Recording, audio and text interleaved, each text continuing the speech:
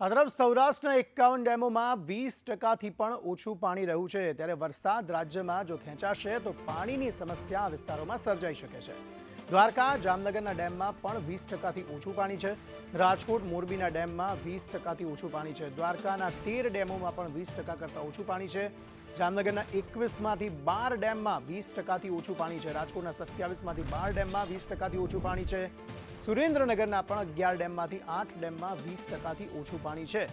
મોરબીના પણ 10 ડેમમાંથી 6 ડેમમાં 20%થી ઓછું પાણી છે। સિંચાઈ વિભાગ દ્વારા આગોતરું આયોજન કરાયું છે। વરસાદ ખેંચાશે તો નર્મદાના નીર ઠાલવવામાં આવશે।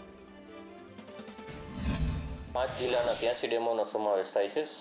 સુરેન્દ્રનગર, મોરબી, રાજકોટ, દેવભૂમિ, દ્વારકા અને જામનગર જિલ્લાનો સમાવેશ થાય છે। આ 5 જિલ્લાના 83 ડેમોમાંથી અંતર્ગત રાજકોટ જિલ્લામાં 12 ડેમો છે કે જે 20% કરતાં ઓછા ભરાયેલા છે। સુરેન્દ્રનગર જિલ્લાના 8 ડેમો છે જે 20% કરતાં ઓછા ભરાયેલા છે। મોરબી જિલ્લાના 6, દેવભૂમિ દ્વારકાના 13 અને જામનગર જિલ્લાના 12 ડેમો જે 20% કરતાં ઓછા ભરાયેલા છે। સર, હવે જો વરસાદ ખેંચાય છે તો શું સ્થિતિ સર્જાઈ શકે છે? હવે જો વરસાદ ખેંચાશે તો આપણે સૌની યોજના થ્રુ બધા ડેમોમાં પીવાના પાણી અને સિંચાઈ માટે પાણી પૂરું પાડવાની યોજના બનાવેલ છે।